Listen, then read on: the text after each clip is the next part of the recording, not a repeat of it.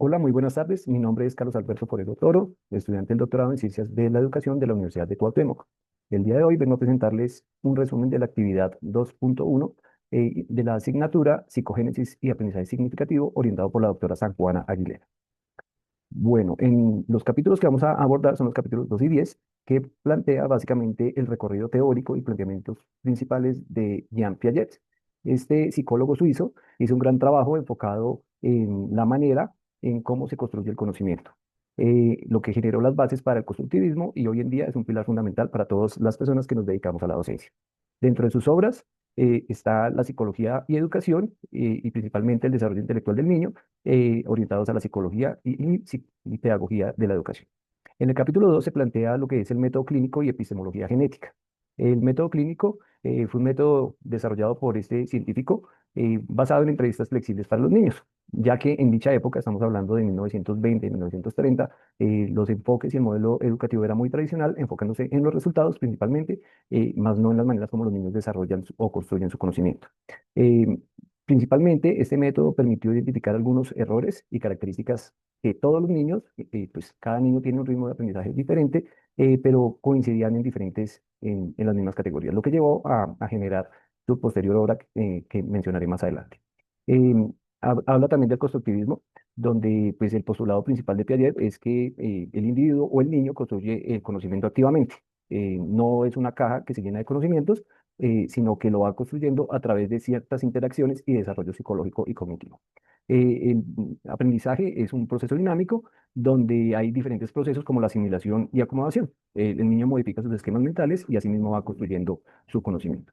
Para esto, Piaget planteó cuatro etapas. La primera, la sensoriomotriz, que va de los 0 a los 2 años, donde las características principales son que el conocimiento está formado a través de los sentidos. Es muy común ver a los niños que los primeros eh, gestos que hacen es agarrar un objeto, explorarlo con sus sentidos, generalmente se lo llevan a la boca, generando pues un aprendizaje y exploración del objeto que esté explorando. Em, Tenemos una coordinación de los esquemas sensoriales y motores y tenemos un desarrollo del concepto de permanencia del objeto. Esto es algo muy importante porque los niños habitualmente en sus primeras etapas, si no pueden ver a través de sus sentidos o sentir un objeto, pues piensan que no existe. La siguiente etapa que plantea el autor es la preoperacional, que se basa en el pensamiento y reconocimiento de símbolos, como lo son las letras, el lenguaje en general, los dibujos, algunos símbolos para operaciones muy básicos, pero consiste en la aproximación a la identificación de este lenguaje simbólico. Hay dificultad para conservar cantidades y comprender perspectiva del otro, lo que genera una conducta egocéntrica porque les impide a los niños comprender los puntos de vista de otras personas o de otros niños de su edad. La tercera etapa, operaciones concretas, que va de los 7 a 11 años, caracterizado por el pensamiento lógico aplicado a situaciones con manejo de materiales concretos.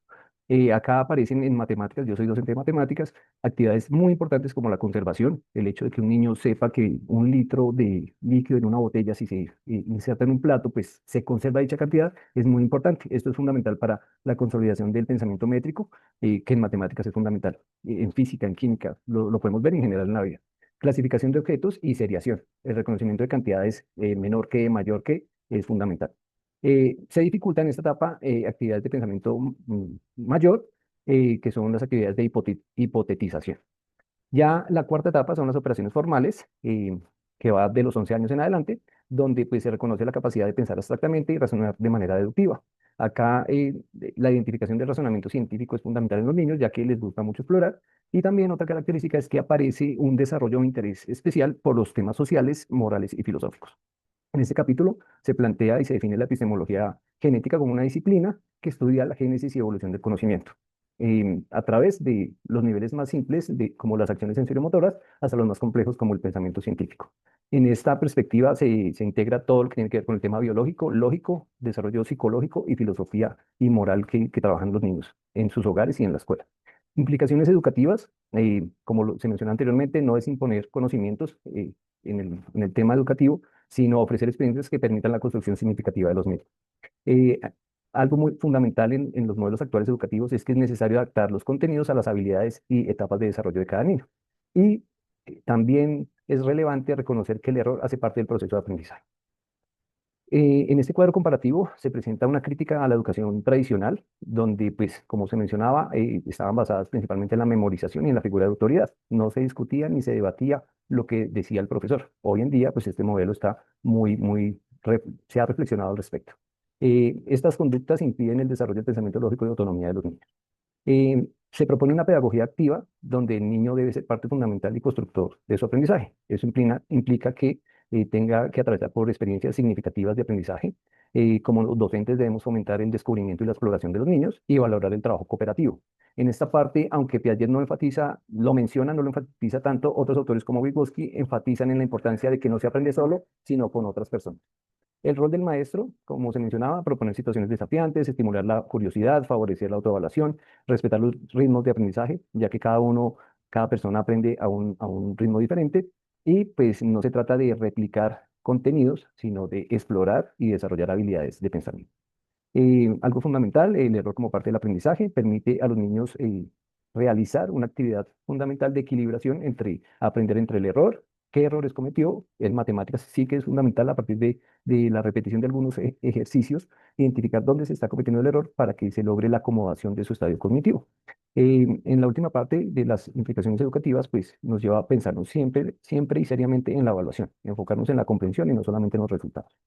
En esta diapositiva se presenta la evolución histórica de los planteamientos de Piaget. En la década de los 1920 a 1930, el enfoque fue biológico epistemológico, donde pues, se basaba en la observación infantil.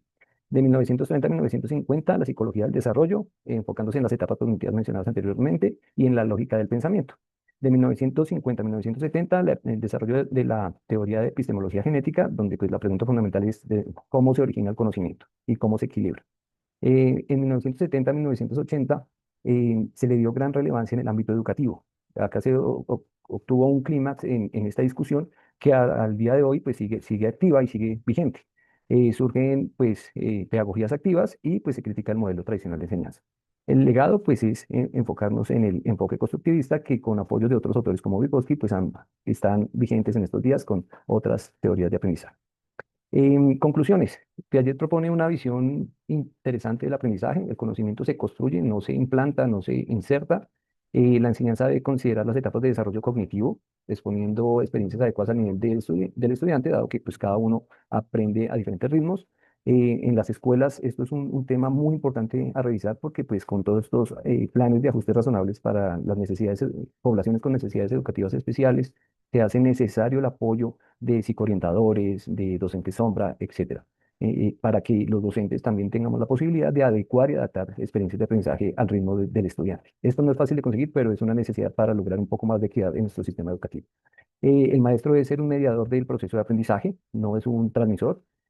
Fundamental, y repito, como docente de matemáticas, entender el error como parte del proceso de aprendizaje es fundamental. No es un proceso cerrado, es un proceso que se va formando, que se va fortaleciendo y por ello, pues, es importante a través de una gestión que los estudiantes logren construir su conocimiento a partir de ello. Em, Como se mencionaba, las ideas de Piaget siguen siendo fundamentales hasta nuestros días, dado que el centro del proceso educativo es el estudiante, más no los conocimientos. Entonces, hoy en día, con las teorías mm, socio, eh, digamos, socioeconómicas o socioculturales, es fundamental que estén adaptadas y en concordancia con su contexto, y por tanto hay sistemas educativos y modelos educativos que procuran que sean situadas en sus lugares específicos. No es lo mismo aprender matemáticas en una ciudad como Bogotá que aprender matemáticas en una zona rural del Cauca, donde el conflicto armado, las dificultades de todo tipo son completamente diferentes. Y aunque el modelo ha sido ampliado, como se mencionaba por Vygotsky y otros, em, siempre los estadios cognitivos y las etapas de aprendizaje se han visto como invariantes en el proceso de construcción del conocimiento. Por tanto, es importante orientar nuestras prácticas valorando los aprendizajes y habilidades de nuestros estudiantes. Muchas gracias.